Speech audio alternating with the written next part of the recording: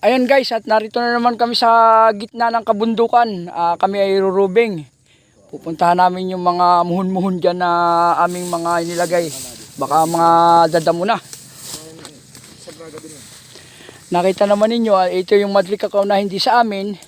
Kami nakikipahinga lang. At doon naman punta namin sa aming sariling muhon. Makikidaan lang kami sa may-ari ng lupa na ito. Hindi na kasi amin to eh.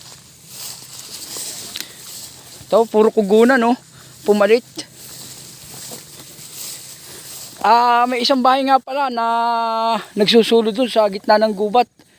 Hirap makita. Ayun, oh. Ay, parcel! Parcel!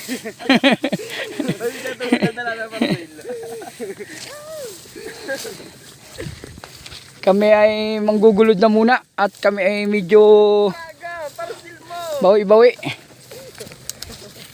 Ayan. Yan, diyan kami dumaan. Ganun.